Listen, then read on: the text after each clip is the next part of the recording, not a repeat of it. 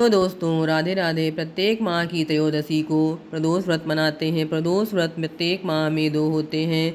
त्रयोदशी तिथि के दिन भगवान शिव और माता पार्वती की पूजा की जाती है। प्रदोष व्रत भगवान शिव को समर्पित है। प्रदोष व्रत करने से जीवन में सुख शांति और समृद्धि आती है।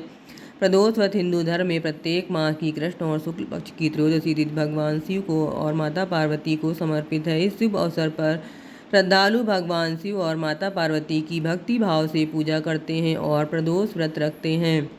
इस व्रत के पालन से साधक पर शिव पार्वती की विशेष कृपा बनी रहती है और जीवन में सुख शांति और समृद्धि आती है। विशेष रूप से शनि प्रदोष व्रत करने से शनि की कुदृष्टि से मुक्ति मिलती है। साथ ही कैरियर, व्यवसाय और जीवन में अन्य परेशानियों में सफलता मिलती है। यहाँ हम बताने जा रहे हैं शनि प्रदोष का शुभ मुहूर्त।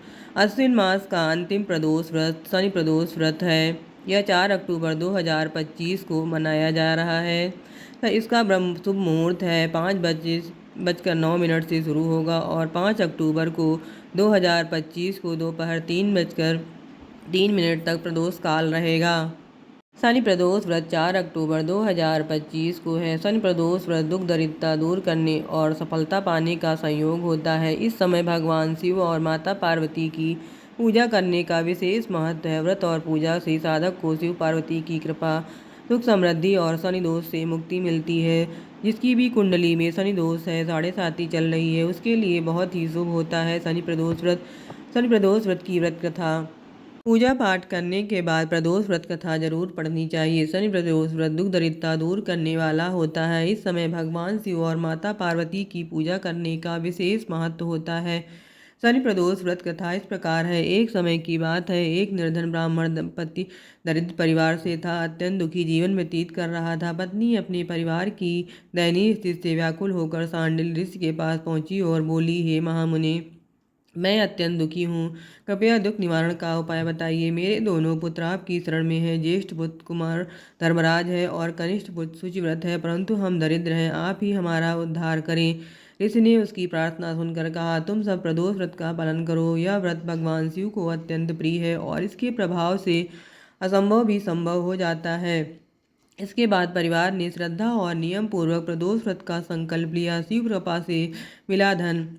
जब व्रत का दिन आया तो छोटा पुत्र शुचिव्रत स्नान के लिए तालाब गया। मार्ग में उसे स्वर्ण से भरा कलश मिला। वह उसे घर ले आया और माता को सौंप दिया। माता ने प्रसन्न होकर कहा, पुत्र, यह धन हमें शिव जी की कृपा से प्राप्त हुआ है, इसे प्रसाद समझकर दोनों भाई आपस में बांट लो। तब ज्येष्ठ पुत्र धर्म बोला, माँ, यह धन मेरे छोटे भाई का ही है। मैं इसे तभी स्वीकार करूँगा जब से हम भगवान शिव और माता पार्वती मुझे देंगे। इसके बाद वह भगवान शिव की आराधना में लग गया। गंधर्व कन्या से मिलन। कुछ समय बाद दोनों भाई वन भ्रमण करने को निकले। वहां उन्होंने एक गंधर्व कन्याओं को क्रीड़ा करते देखा। शुचिव्रत वहीं ठहर गया जबकि धर्म राजकुमार आगे बढ़ गया। वहीं उनकी भेंट अति सुंदरी गंधर्व कन्या अंशुमति से हुई। वह राजकुमार को देखकर मोहित हो गई और बोली, मैं गंधर्वराज विद्रविक की पुत्री हूँ, विधाता ने हमारा संयोग मिलाया है। अंशुमति ने मोती का हार राजकुमार के गले में डाल दिया। राजकुमार ने स्वीकार करते हुए कहा, हे देवी, मैं निर्धन हूँ। कन्या ने उत्तर दिया, धन की चिंता मत करो, मैं तुम्हारे साथ हूँ। फिर वह अपने सखियों के संग चली गई। शिव आज्ञा से हुआ विवाह।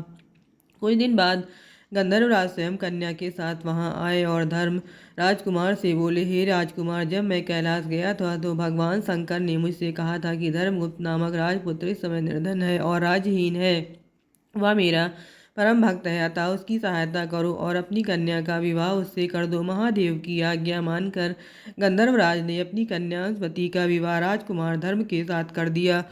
साथ ही उसे धन संपत्ति भी प्रदान की। भगवान शिव की कृपा से धर्मगुप्त ने समय आने पर अपने शत्रुओं का दमन किया और राजगद्दी पर आसीन होकर राज्य का सुख भोगने लगा।